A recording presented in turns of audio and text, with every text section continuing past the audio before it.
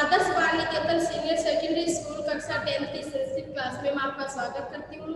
तो स्टूडेंट्स, हमने 2 chapter complete कर लिए। 3rd चैप्टर हम पढ़ रहे थे व्यायाम सर्वदा पंथ है, अर्थात व्यायाम हमेशा क्या होता है, लाभदायक होता है। तो हमने इसके 4 श्लोक कंप्लीट कर लिए थे। अब हम नेक्स्ट वाला श्लोक है पढ़ेंगे। तो स्टूडेंट्स, बुक ओपन कीजिए, पेंसिल हाथ में रखिएगा, क्योंकि जो हार्ड वर्ड आएंगे वो मैं आपको लिखवाऊंगी, तो आप उसको साथ साथ में लिखते जाना। तो अब हम नेक्स्ट वाला श्लोक है, 5th श्लोक है, वो हम पढ़ेंगे। तो ध्यान से पढ़िएगा, ध्यान से देखिएगा। न चैन सहसा क्रमे जरा संधि रोहति स्थिर भवति माशं च व्यायाम अभिरतस्य च। न यानी नहीं, चैन यानी और, जरा यानी होता है बुढ़ापा। जरा यानी क्या होता है, बुढ़ापा।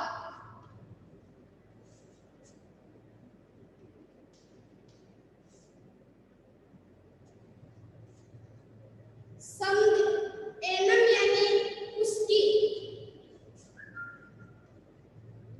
एनम यानी उसकी।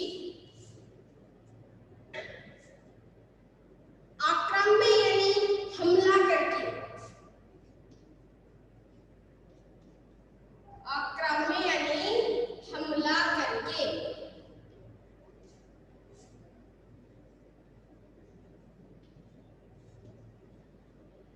आक्रम्य यानी हमला करके। संधि रोहति यानी संधि रोहति,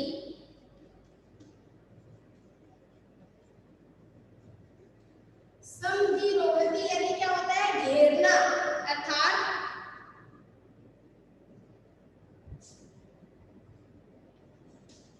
ऊपर घेर लेती है।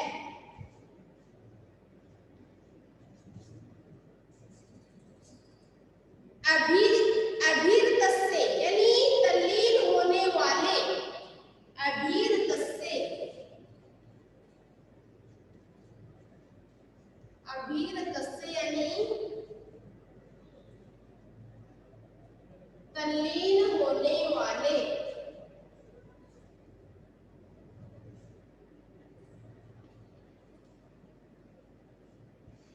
तल्लीन होने वाले। स्थिरी भवति,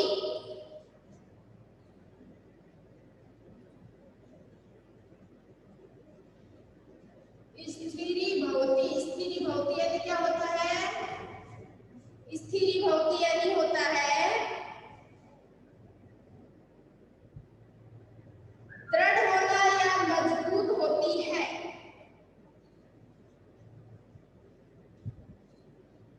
मजबूत होती है।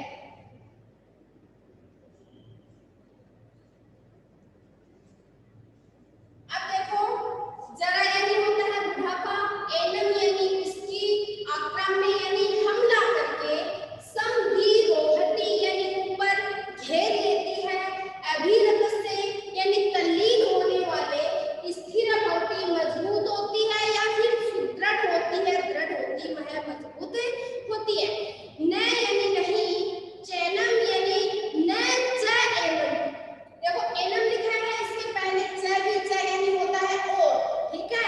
न च एनम सहसा क्रम में, सहसा यानी करने वाले यानी और, च यानी और, एनम यानी उसकी, और व्यायाम करने वाले को, यानी इसमें व्यायाम के बारे में बताया गया कि व्यायाम करने से क्या क्या फायदे होते हैं। तो हमने पिछले श्लोक में पढ़ा था कि व्यायाम करने से यानी हमारा जो मोटापा है वो दूर होता है, यानी उसकी भी एक ये औषधि बताई गई है। और व्यायाम करने वाले मनुष्य के ऊपर यानी उसके शत्रुगण है वो भी बलपूर्वक यानी नहीं कुचल सकते हैं, अर्थात उसको पराजित नहीं कर सकते हैं। यानी उसके अंदर क्या आती है, यानी उसके अंदर मतलब मजबूती आती है, उसका शरीर सुदृढ़ सुडौल मजबूत होता है, तो उसके शत्रु हैं उसके ऊपर तुरंत हावी नहीं होते हैं। और उसको यानी जो मोटापा होता है उसको कम करने के लिए योगा ही सबसे मतलब अच्छी औषधि मानी गई है। अब देखो इससे आगे है, न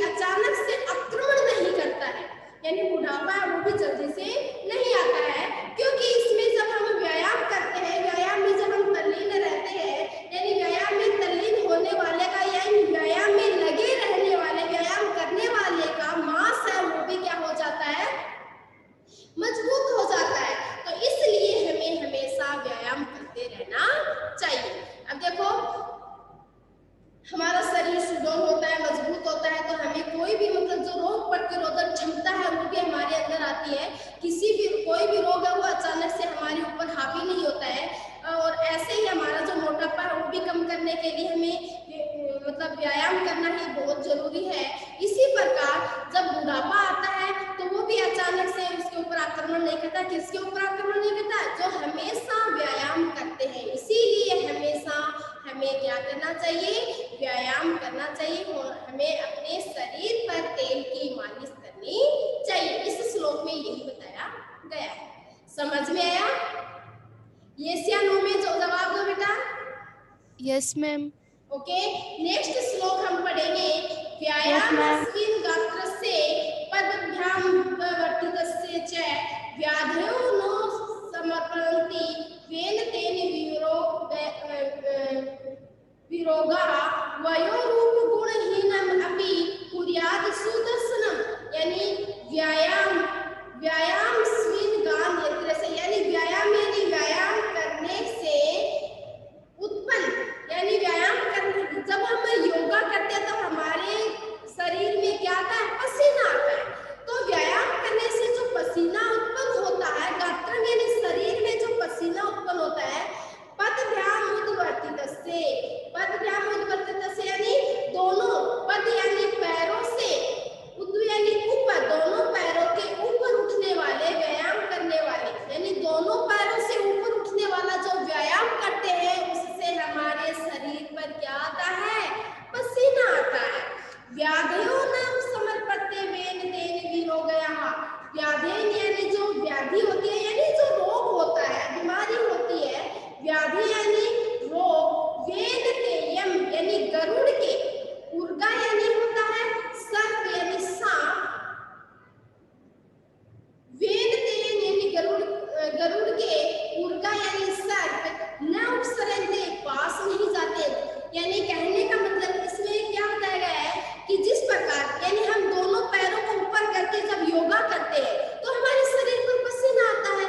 तो पसीना आने से हमारा शरीर कैसा होता है? जिस प्रकार गरुड़ पक्षी होता है, गरुड़ पक्षी होता है, पक्षियों का जो राजा होता है वो गरुड़ कहलाता है। तो गरुड़ पक्षी के पास जैसे सर्प नहीं आता है, तो उसी प्रकार योगा करने वाले मनुष्य के शरीर पर, मतलब शरीर के ऊपर व्याधि है, रोग है, वो हावी नहीं होता है। इसीलिए हमें हमेशा क्या करना चाहिए? योगा करना चाहिए, व्यायाम करना चाहिए और हमें हमेशा शरीर पर तेल की मालिश करनी चाहिए। इस श्लोक में यही बताया गया है। तो देखिए ध्यान से, व्यायाम से पहले तो आप इसके कठिन शब्दार्थ को लिखिएगा, उसके बाद हम इससे आगे इसका श्लोक का व्याख्या करेंगे।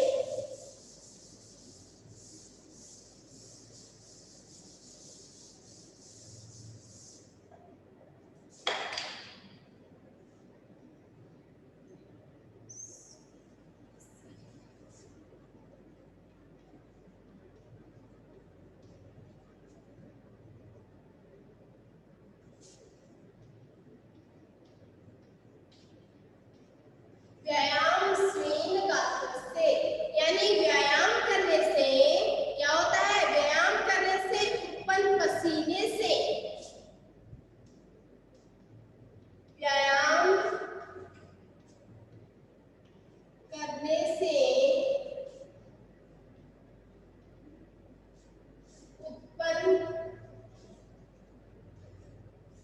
व्यायाम करने से उत्पन्न पसीने से लथपथ,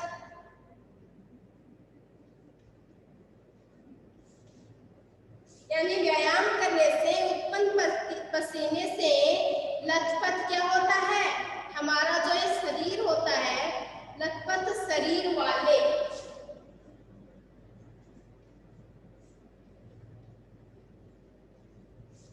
लथपथ शरीर वाले। नेक्स्ट है पदभ्याम,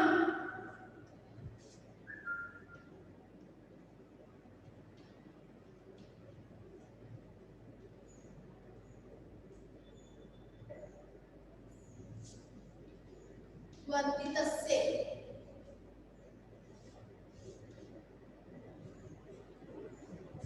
इसका अर्थ क्या होता है? यानी दोनों पैरों से ऊपर उठने वाले,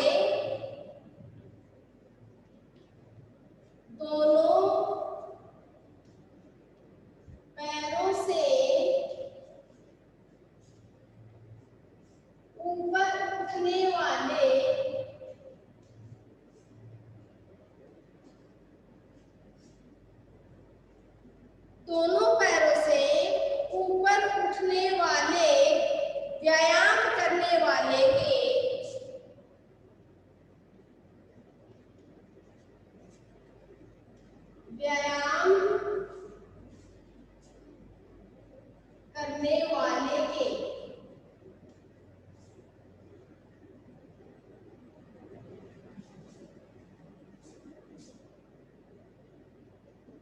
व्याधे यानी होता है व्याधि, व्याधे यानी होता है रोग, बीमारी। नेक्स्ट है वैनतेयम, वैनतेयम का मतलब होता है गरुड़ के,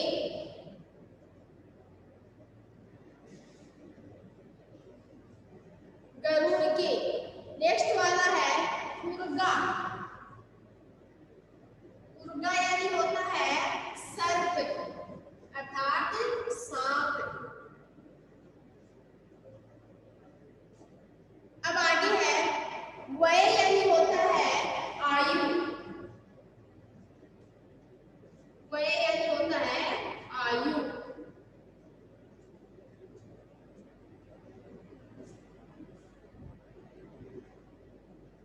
न उपसर्पत्ति यानी पास नहीं जाते हैं, वय यानी आयु, सुदर्शनम यानी सुंदर दिखाई देने वाला अर्थात शोभनीय। देखो व्यायाम स्मीय गात्रे, व्यायाम श्रीन गात्रस्य पदभ्याम उद्वर्तितस्य च व्याधे वेनतेयम उर्गायुन उपसरन्ति वयोरूपगुणैहीनमपि सुदर्शनं कुर्यात्।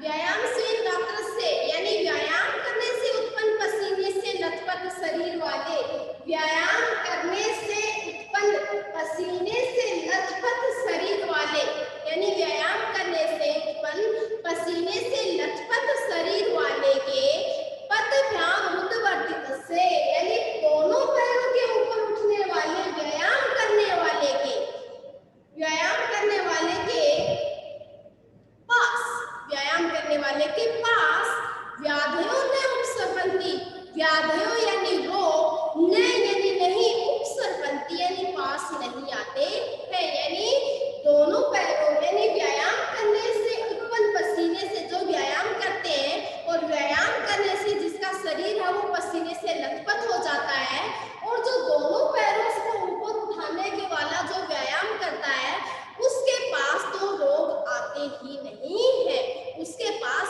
रोग उसके समीप नहीं आते हैं। वेद येन विरोगया यानी व्यायाम करने के पास रोगी उसी प्रकार नहीं जाते हैं, यानी रोग उसी प्रकार नहीं जाते जिस प्रकार वेद में यानी गरुड़ के पास उर्गा यानी सर्प नहीं जाते, यानी जैसे गरुड़ के पास सांप नहीं जाते हैं वैसे ही योगा करने वाले के पास रोग नहीं जाते हैं, यानी किसी प्रकार। मैम यस बेटा। नोपसरपंती का मतलब? बेटा लाउडली बोलो, आवाज नहीं आ रही आपकी क्लियर। नोपसरपंती का मतलब क्या होता है? समीप न यानी नहीं, उपसर्ग यानी समीप नहीं आते हैं, यानी पास नहीं जाते हैं। न यानी नहीं, उपसर्ग यानी समीप यानी पास। ओके,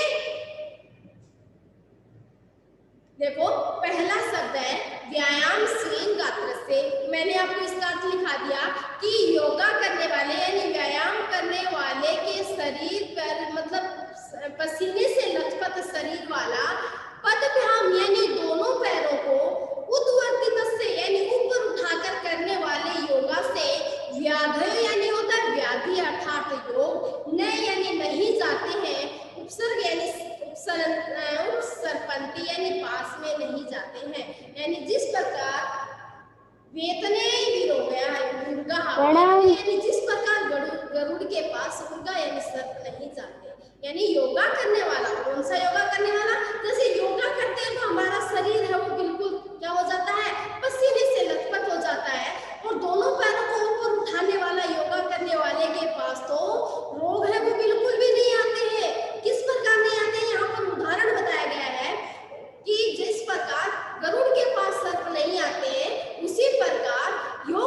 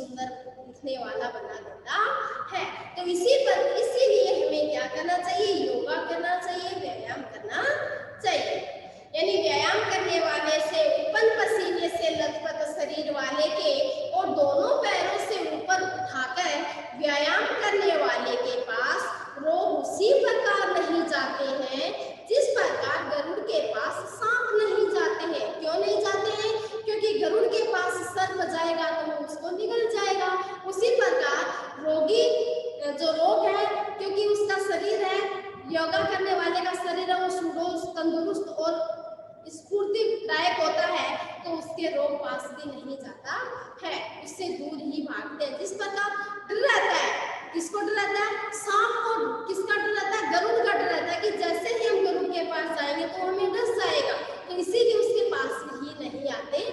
तो उसी प्रकार योगा करने वाले के पास रोग भी नहीं जाते हैं।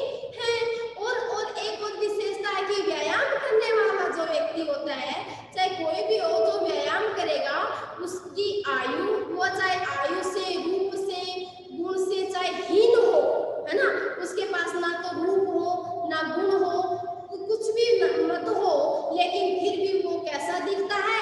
बहुत ही सुंदर दिखता है। किस लिए दिखता है? क्योंकि वह योगा करता है, व्यायाम करता है।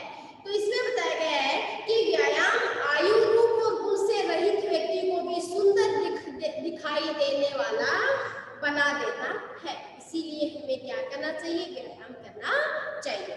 ओके स्टूडेंट, समझ में आया क्या? Yes yes ma'am. Ma'am. Okay, अब हम नेक्स्ट वाला करते हैं, व्यायाम। मैडम। यस बेटा। मैम थोड़ा साइड में होना है, शब्दार्थ लिख लूं मैं, 2 बज गए मेरे। बेटा आवाज क्लियर नहीं आ रही आपकी। मैडम आप थोड़ा साइड में होना, मैं शब्दार्थ लिख लूं, 2-3 और बज गए मेरे। व्यायामं कुर्वतो नित्यं विरुद्धम अपि भोजनम। मैडम बोलो। साइड में होना थोड़ा, मैम थोड़ा साइड में हो। अभी तक लिखी नहीं है क्या?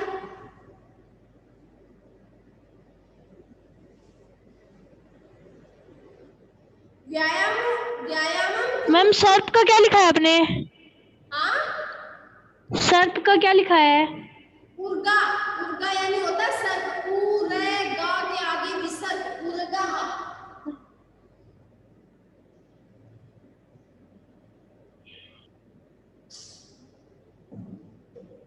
व्यायाम कुर्वतो नित्यं विरुद्धम अपि भोजनम विदग्धम वा निर्दोषम परिपच्यते। तो व्यायाम ही सर्वदा, इसमें क्या बताया गया है कि व्यायाम है यानी व्यायाम,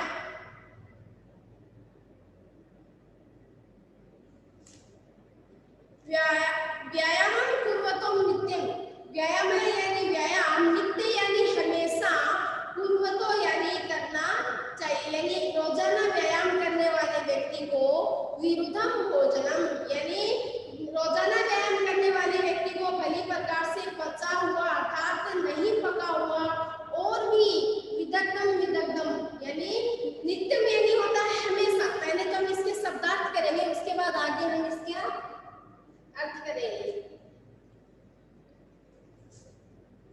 सभी ने ये लिख लिया क्या? सभी ने? Yes ma'am. Yes ma'am.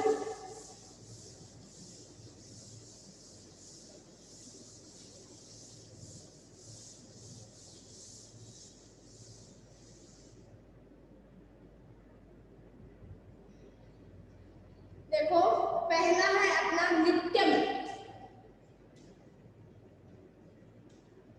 नित्यम यानी होता है हमेशा। नित्यम यानी हमेशा। कुर्वता यानी करते हुए।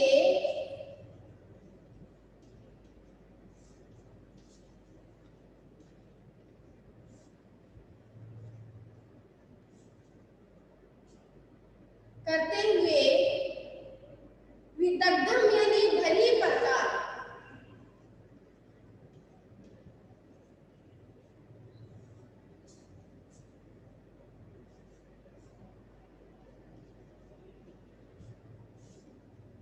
विदग्धम यानी भली प्रकार पके हुए।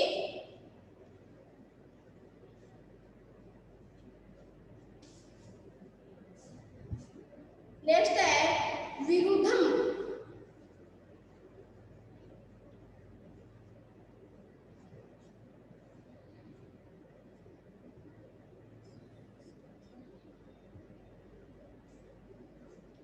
Ma'am yes. ये आपने क्या लिखा अभी?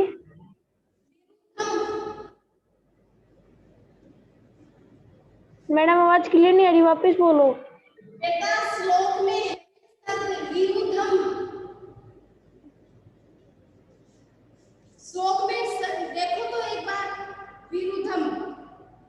मैडम बुक नहीं है। है ना, व्यायाम कुर्वतो नित्यम विरुद्धम अपि, तो वो वाला विरुद्धम है। अपि यानी भी होता है, विद्धम और विद्धम अविद्धम,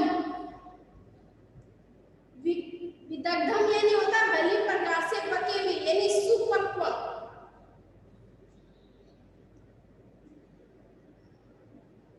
परिपक्व यानी अच्छी प्रकार से पच जाता है।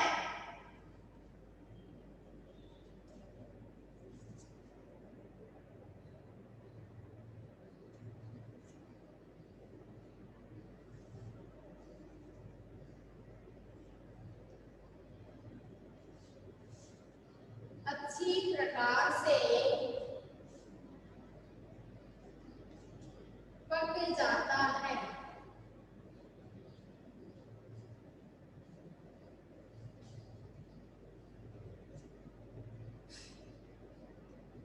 अब देखो, नित्यम व्यायाम, नित्यम यानी हमेशा, व्यायामम यानी व्यायाम, पूर्वतो यानी करने वाले व्यक्ति के, यानी हमेशा व्यायाम करने वाले व्यक्ति, विरुद्धम अपि भोजनम यानी हमेशा यानी रोजाना व्यायाम करने वाले व्यक्ति को भली प्रकार से, विदग्धम यानी पका हुआ अथवा नहीं पका हुआ, विरुद्धम पका, विदग्धम यानी पका हुआ और विरुद्धम यानी उससे विपरीत, ठीक है, यानी पका हुआ और उसके विपरीत यानी नहीं पका हुआ, भोजनम यानी अथवा नहीं पका हुआ, और विदग्धम यानी आवश्यकता से अधिक यानी विरुद्धम, भोजनम यानी भोजन भी,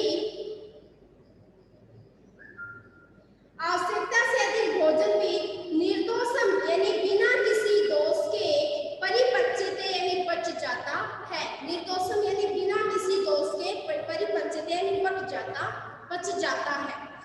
क्या बताया गया है कि नित्यम यानी हमेशा, व्यायाम कुर्वत यानी हमेशा व्यायाम करने वाले व्यक्ति के, विदग्धम अविदग्धम यानी पका हुआ और नहीं पका हुआ, पका हुआ और नहीं पका हुआ, विरुद्धम और उसके विपरीत भी, भोजनम यानी भोजन, उसके विपरीत भी भोजन, निर्दोषम यानी बिना किसी दोष के, परिपक्वते यानी आसानी से पच जाता है। बताया गया है कि रोजाना व्यायाम करने वाले व्यक्ति को भली प्रकार से पका हुआ अथवा नहीं पका हुआ, और विरुद्धम यानी और आवश्यकता से अधिक पका, आवश्यकता से अधिक भोजन भी बिना किसी दोष से पच जाता है। समझ में आया क्या? Yes ma'am. इसमें बताया गया है कि जो योगा करते हैं, जो रोजाना व्यायाम करते हैं, तो उस व्यक्ति यानी नित्य व्यायाम करने वाले व्यक्ति के, यानी जैसे पका हुआ भोजन और उसके विपरीत नहीं पका हुआ भोजन, यानी पका हुआ, अधिक पका हुआ और नहीं पका हुआ, और उसके विपरीत यानी आवश्यकता से अधिक भोजन भी, यानी बिना किसी दोष के उसके आसानी से पच जाता है। ओके, नेक्स्ट है, व्यायामो ही सर्वदा पंथो बलिना स्निग्ध भोजिनाम स च शीते वसंते च तेषां पथ्येतमः स्मृतः है। व्यायामो यानी व्यायाम, बलिनाम यानी होता है बलशालियों का, बलिनाम का लिखो, बलशालियों का,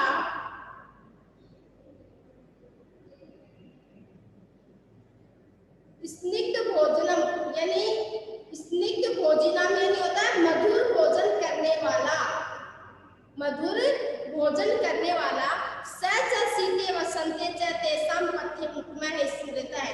यानी इसमें क्या बताया गया है, व्यायाम बलशाली और मधुर भोजन करने वाले के, व्यायाम होता है वो बलशाली, बलिनाम यानी बलशाली, और स्निग्ध भोजनम यानी मधुर भोजन करने वाले के, मधुर भोजन करने वाले के, निश्चय ही सर्वदा यानी हमेशा, निश्चय ही सदा यानी हमेशा लाभदायक होता है। यानी कहने का मतलब है कि व्यायाम होता है वो बलशाली और मधुर भोजन करने वाले के लिए निश्चित ही हमेशा कैसा होता है, लाभदायक होता है। स च शीते वसंते च तेषां पथ्यं उत्तमः स्मृतः। और वह सर्दी में, शीत यानी सर्दी में, वसंत यानी बसंत में, तेषां यानी उनके लिए, स्मृता यानी सबसे अधिक लाभदायक होता है। यानी सर्दी में और वसंत में वो उसके लिए सबसे अधिक लाभदायक होता है। क्या होता है? व्यायाम। इसमें बताया गया है कि व्यायाम हमेशा यानी बलशाली और मधुर भोजन करने वाले के लिए निश्चित ही हमेशा लाभदायक होता है। सच है शीते वसंते च, और उनके लिए सबसे अधिक मतलब सर्दी में यानी वो, और वह व्यायाम सर्दी में और वसंत ऋतु में उनके लिए सबसे अधिक पथ्यमय है, यानी सबसे अधिक लाभदायक होता है। यानी जो बलशाली होते हैं और जो मधुर भोजन करने वाले होते हैं उनके लिए जो योगा होता है वो बहुत ही ज्यादा लाभदायक होता है। और सर्दी में, और ये जो व्यायाम है ये सर्दी में और वसंत ऋतु में उनके लिए सबसे अधिक लाभदायक माना गया है। इसलिए हमें सदा व्यायाम करना चाहिए, योगा करना चाहिए। ओके स्टूडेंट्स, आज के लिए इतना ही है। नेक्स्ट क्लास में हम इसी से आगे पढ़ेंगे। जो बात नहीं समझ में आए, जो श्लोक नहीं समझ में आए, जो शब्दों का अर्थ नहीं समझ में आए, कुछ भी आपको प्रॉब्लम हो तो आप मुझसे पूछ सकते हैं। ओके स्टूडेंट्स, आप इन शब्दार्थों को याद कीजिएगा, साथ साथ में इसको पढ़ते रहिएगा। आज जो पढ़ाए हैं वो आज ही क्लास ओवर होने के बाद में एक बार आप रीडिंग जरूर लगाइएगा। और मैं आपको वैसे तो इसके अर्थ है वो तो मतलब जो हिंदी अनुवाद है वो तो आपको सेंड कर दूंगी, लेकिन फिर भी आपको तो पढ़ते रहना है। Okay students, thank you, have a nice day.